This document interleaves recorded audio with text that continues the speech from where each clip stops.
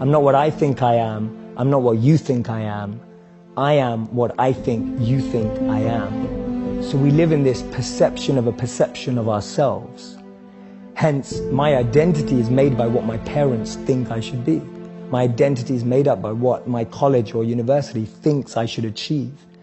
While you're living in that bubble and that echo chamber, getting to what you really want to do is impossible.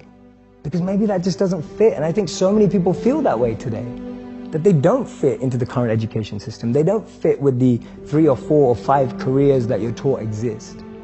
So that process of self-excavation and actualization first requires being exposed. You can't be what you can't see. If I never meet a billionaire, I wouldn't want to be one, because I wouldn't know what that feels like. I don't know what it looks like. I don't know what it takes. And I think that's the biggest challenge of our society, that we're not exposed. So that's the first step. You're not trying to get to perfection right now. You're just trying to get a little bit better than you were yesterday or an hour ago. Strengths are not highly correlated with long-term success. Right? There's not a lot of data and there's not a lot of research that has shown it leads to long-term success with the positive outcomes associated with what we care about in psychology, which is we care about happiness, we care about health, and we care about your positive relationships. And this myth that we'll just follow our strengths to the promised land is just not true when you actually talk with high performers. Because my favorite question, and if anyone's down this, just go up to anyone who's good and say, were you always good at that? And they'll be like, no. They'll be like, not at all. Well, did you always have an inclination to do every element of what you're doing really well? No. An ideal life is when we all have a head, a heart, and a hand. All 3 elements together. A head is the clarity of vision. What you want. What you want. Knowing what you want, the way you picture life, and being able to navigate and make the decisions to get there. That's a good head. A good heart is being able to understand what your intuition and heart wants, being able to connect and tap into that understanding deeper and beyond the vision you may have painted for yourself. So I often say to people that you'll get to where you want in life, just not in the way you imagined. And that's because the path that's paved up and down is far different to the path we pave. So you can have a great head and a great vision and a great mission and know where you want to go, but if your heart's not able to have that resilience and be able to adapt and have compassion and care and all of that, then you're not going to be able to make the toughest decisions without your heart. But to be able to realize that we need to care and be sustainable and long-lasting requires a heart. And a hand is that service, wanting to pass that on, that which you have, wanting to give it forward, pay it forward. The idea of serving with what you have. I often say to people, your passion is for you, your purpose is for others. Your passion makes you happy, but when you use your passion to make a difference in someone else's life, that's a service, that's a purpose. Oftentimes people go, okay, here's really what I want to do, and this is what I'm trying to accomplish. And then they see all these other things that other people are doing, and then they kind of see that as like a grab bag. They're like, and I want a little of this, and a little of this, and a little of this, and I want it all at the same time. And that's not really possible, you know? You can't play 5 sports at the same time. You got to pick one. You got to specialize. Maybe you can do 2, but you probably can't do 5, right? You can't be a classical musician and a rock star, you know, and this all at the same time. So it's about sort of picking your lane, and then knowing that some goals are mutually exclusive. Uncertainty is scary. New information is scary. Change is scary. And everyone has a different way of handling that. I will pivot when necessary. I'm like, oh, no, that end, whoop, right, you know, do what you gotta do. And I can take new information and adjust the plan immediately and have no qualms about it and just move.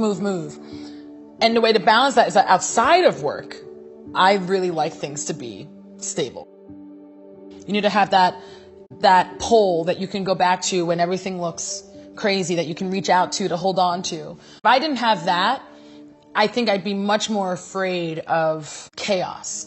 And when someone actually asks and kind of owns that, like when they say, do I want to make an impact? And the answer is yes, and they own it, they realize they're going to have to develop. They can no longer leave their growth to randomness, because if they do, they'll always be mediocre. And they realize, I got to become something entirely above both of those.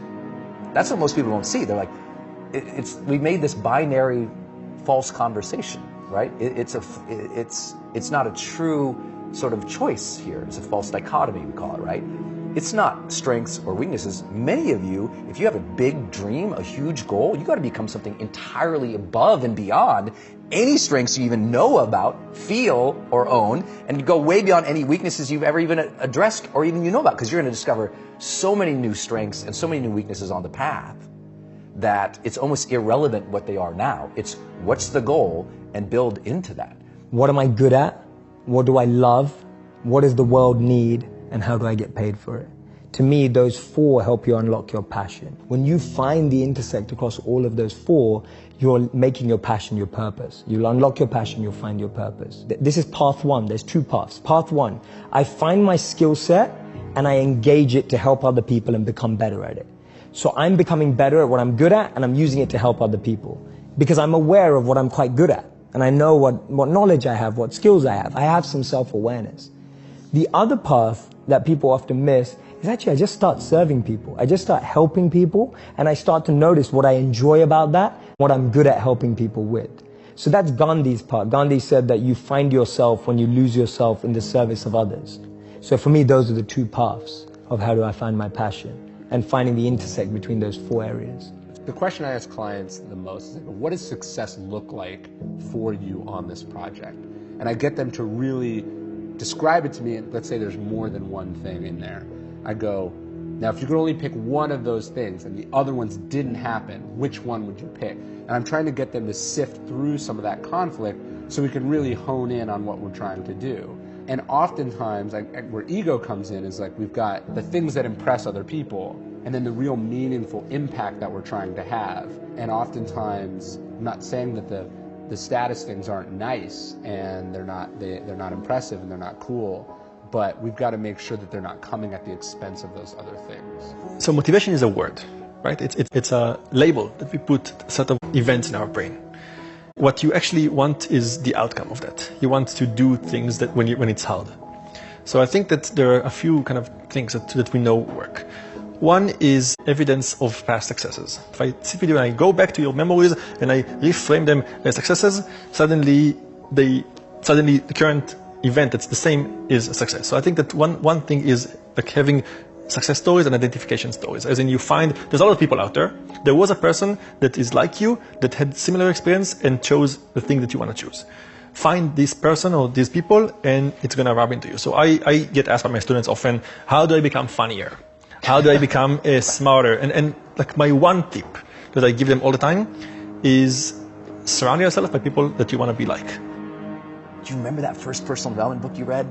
Do you remember that first time you wrote tons of notes about what you wanted your life to be about? Do you remember that first time you watched a movie that inspired you to go change?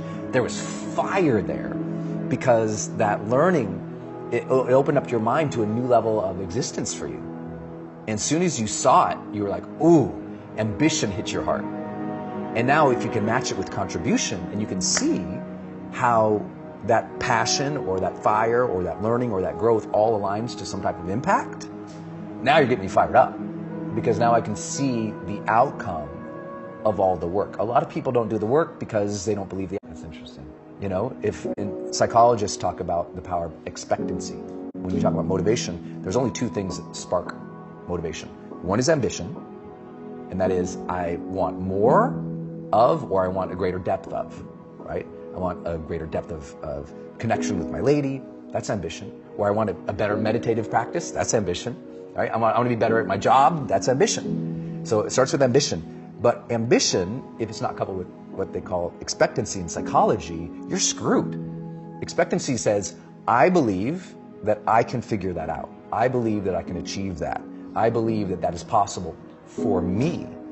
And if you can open that gate for somebody, and often that's only achieved through learning, then you get somebody who starts really moving ahead forward. I mean, really moving ahead. Like the second they go, wait, that's possible for me, they'll try 50 stupid things, right? They'll try anything. But if they don't believe it's possible for them, they'll just quit. There's an incredible study in 2017 that said the most successful people in the world, healthy, wealthy, and wise, choose education over entertainment.